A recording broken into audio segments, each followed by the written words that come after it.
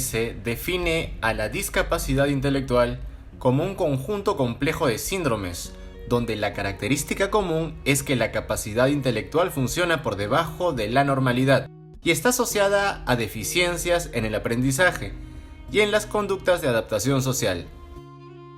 Estas deficiencias tienen origen durante el desarrollo infantil, desde el nacimiento hasta la adolescencia. Generalmente aparece antes de los 18 años. Algunos sinónimos usados a lo largo de los años son retraso mental, retardo mental, deficiencia intelectual, subnormalidad y oligofrenia. Para la psicología, la discapacidad intelectual se ha perfilado como un nuevo paradigma. Esto referido a darle un carácter práctico y funcional a la naturaleza multidimensional de la deficiencia intelectual y a orientar y proponer criterios para planificar los apoyos pedagógicos que estas personas requieren para su educación. En consecuencia, la discapacidad intelectual se caracteriza por limitaciones de diversos grados en el funcionamiento intelectual, en la conducta adaptativa, que se manifiesta en habilidades prácticas, sociales y conceptuales. Esta definición parte de 4 premisas. Primero, sus limitaciones deben considerarse teniendo en cuenta el contexto en el que se desenvuelven. Segundo, la evaluación debe tener en cuenta la diversidad cultural y lingüística. Tercero, sus limitaciones coexisten con capacidades o habilidades adquiridas. Y cuarto, si se le ofrecen los apoyos apropiados de manera personalizada y durante el tiempo que lo requiera, el funcionamiento de esta persona mejorará significativamente. Existen algunos rasgos posiblemente asociados. Estos son: inmadurez afectiva, es decir, dificultad para adaptarse a los conflictos personales, así como el aumento de la dependencia de terceros. La impulsividad, que supone la ausencia de autocontrol para las necesidades personales y para la expresión de emociones, acompañado de baja tolerancia a la frustración. La sugestionabilidad, que supone la aceptación pasiva e ingenua de las sugerencias de los demás a causa de carencia de iniciativa. La mitomanía, que supone el uso prioritario de la imaginación con invención de historias y situaciones. Y la inadaptación social, que supone la presencia de reacciones de fuga e incluso conductas delictivas. Etiología. Existen diversas causas y factores. Estas son causas genéticas. Esto hace referencia a anomalías cromosómicas, enfermedad de Tay-Sachs o esclerosis tuberosa. Factores tempranos del embarazo, alrededor de un 30%.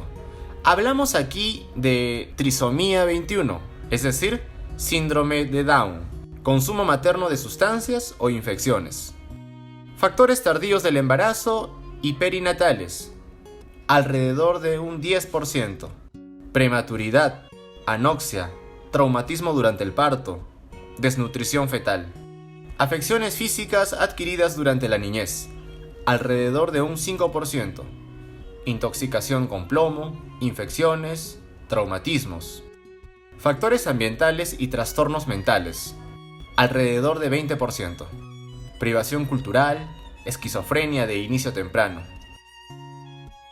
Otras son sin causa identificable, alrededor de 30%. Epidemiología. La prevalencia en población es del 1%. Los varones tienen más posibilidades que las mujeres de ser diagnosticados de formas de discapacidad intelectual leves. El promedio de la proporción es de 1,6 en varones y 1 en mujeres. El promedio de proporción en discapacidad intelectual grave es en varones de 1,2 y 1 en mujeres. Existe mayor proporción en países de ingresos bajos y medios, siendo casi el doble en comparación con países de altos ingresos. En el Perú, la mayor incidencia de discapacidad intelectual se debe a la falta de atención médica durante el parto, a procesos infecciosos, parasitosis y desnutrición durante los primeros años de vida. El diagnóstico de casos es mayor en la edad escolar que en la preescolar.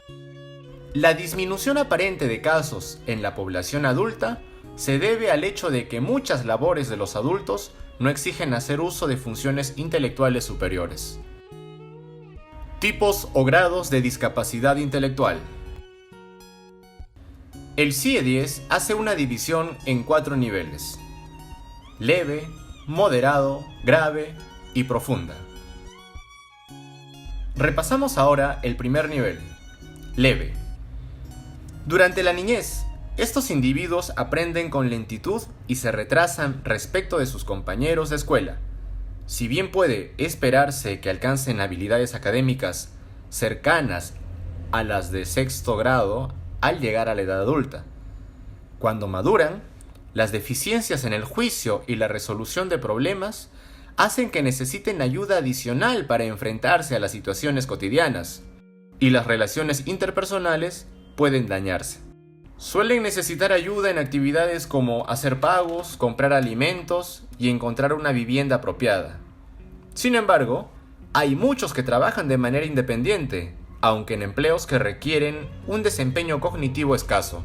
Por lo general, su coeficiente intelectual varía entre 50 y 70. Constituyen un 85% de todos los pacientes con discapacidad intelectual. El segundo grado es el moderado. Cuando son niños pequeños, las diferencias entre estos individuos y sus compañeros no afectados son marcadas y de gran alcance. Si bien pueden aprender a leer, hacer ejercicios matemáticos simples y manejar dinero, el uso del lenguaje se desarrolla con lentitud y es relativamente simple, mucho más de lo que se observa en los individuos con afectación leve. En la juventud necesitan ayuda para aprender a proveerse cuidado personal y participar en las tareas del hogar. Son posibles las relaciones con otros, incluso las románticas, aunque con frecuencia no reconocen las claves que gobiernan la interacción personal ordinaria. Pueden ser capaces de trabajar en empleos no muy demandantes. Su coeficiente intelectual varía entre 36 y 54. Representan alrededor del 10% de todos los pacientes con discapacidad intelectual. El tercer nivel es el grave.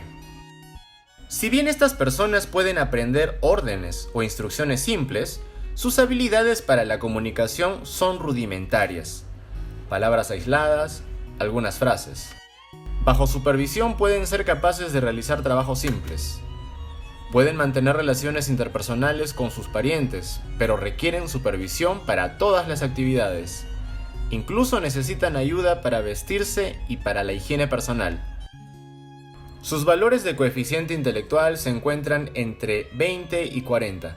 Constituyen cerca del 5% del total de pacientes. Finalmente, discapacidad profunda. Con lenguaje oral limitado y solo una capacidad rudimentaria para la interacción social, gran parte de lo que estos individuos comunican deriva de gesticulaciones. Dependen por completo de las otras personas para cubrir sus necesidades, incluyendo las actividades cotidianas. No obstante, pueden ayudar a realizar tareas simples. La discapacidad intelectual profunda suele derivar de un trastorno neurológico grave, que con frecuencia se acompaña de discapacidades sensoriales o motoras. Su coeficiente intelectual varía entre valores cercanos a 20 y menores. Alrededor de 1 y 2% de todos los pacientes con discapacidad intelectual padece afectación de esta intensidad. Tratamiento. Hasta en un 30% de los casos no es posible encontrar una etiología específica, y muchas de las causas conocidas no tienen cura. Por tanto, en la mayoría de los casos, el objetivo del tratamiento no es una cura, sino minimizar los síntomas y la discapacidad intelectual.